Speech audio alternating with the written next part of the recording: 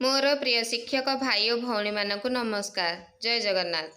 80तम स्वाधीनता दिवस उपलक्षे आपण मानक पई एक आकर्षणीय भाषण नहीं आसी। तेबे चलतु भिडियोटी को आरंभ करिनबा। माननीय सभापति महोदय, सम्मानित अतिथिवृंद, मोर सहकर्मी शिक्षक शिक्षयित्री वृंद एवं मोर प्रिय छात्र छात्री माने, आज आमे केवल एक जातीय पर्व पालन करूनाहु।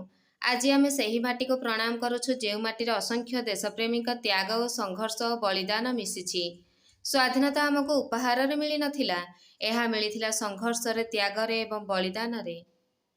1857 विद्रोह आरंभ करी असहयोग आंदोलन, लवण सत्याग्रह, भारत छाड़ आंदोलन पर्यंत भारतर स्वाधीनता आंदोलन थिला एक दीर्घ और कठिन यात्रा।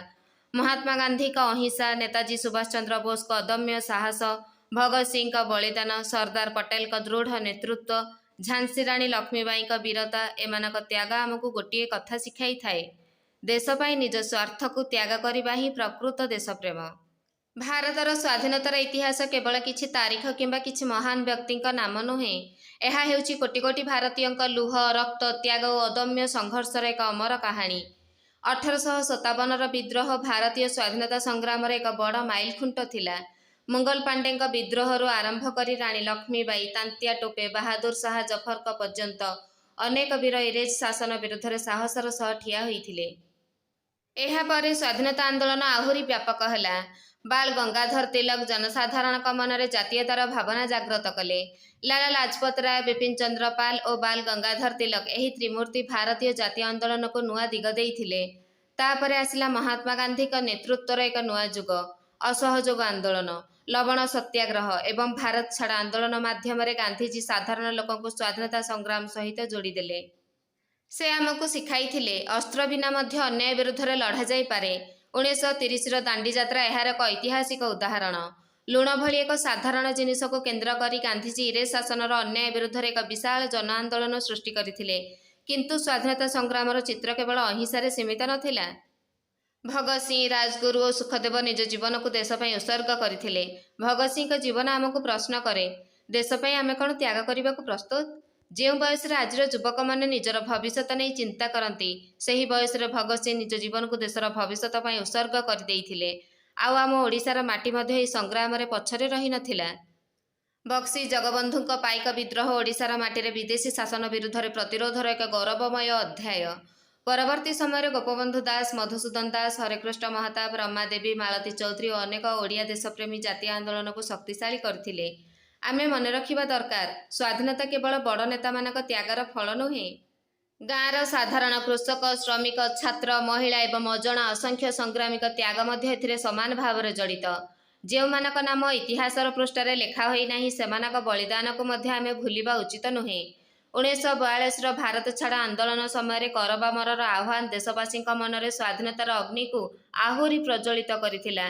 एही दीर्घ संघर्ष, असंख्य त्याग और बलिदानर फल शेष में आसला से ऐतिहासिक दिन 15 अगस्ट 1947 भारत हेला स्वाधीन। सेतेबेले आमर लड़ाई थिला विदेशी शासन विरोध में, किंतु आज आमर लड़ाई होछि दारिद्र्य विरोध में, अशिक्षा विरोध में, बेकारी विरोध में, प्रदूषण विरोध में एवं अज्ञानता विरोध में। आउ एही नुआ लड़ाईर सबुठार बड़ अस्त्र होछि शिक्षा, विज्ञान और प्रजुक्ति विद्या।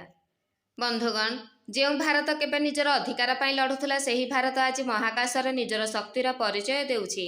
आमर वैज्ञानिक माने चंद्रयान माध्यम चंद्रपृष्ठ में भारतर पदचिह्न रखुछंती। मंगलयान भारतर वैज्ञानिक क्षमता को सारा विश्व में प्रमाणित करिछि।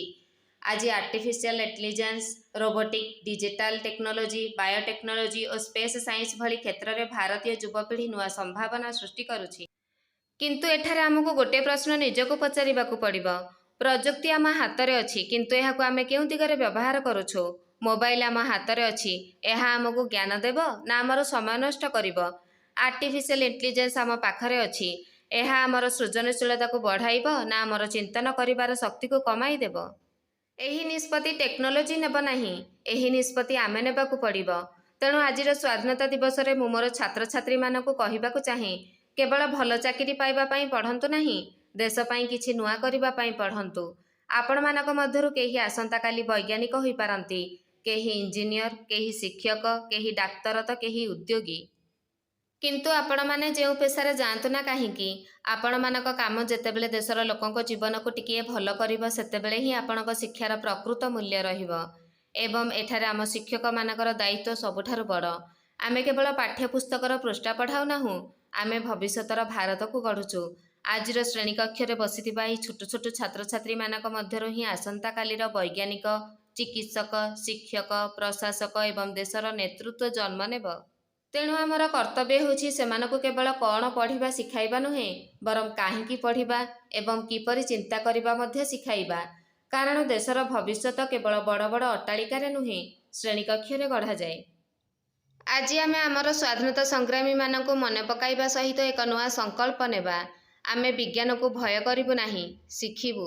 ପ୍ରଯୁକ୍ତିର ଦାସ ହେବୁ ନାହିଁ, ତାହାକୁ ସଠିକ୍ ଭାବରେ ବ୍ୟବହାର କରିବୁ। ଶିକ୍ଷାକୁ କେବଳ ନିଜର ସଫଳତା ପାଇଁ ନୁହେଁ, ଦେଶର ଉନ୍ନତି ପାଇଁ ବ୍ୟବହାର କରିବୁ।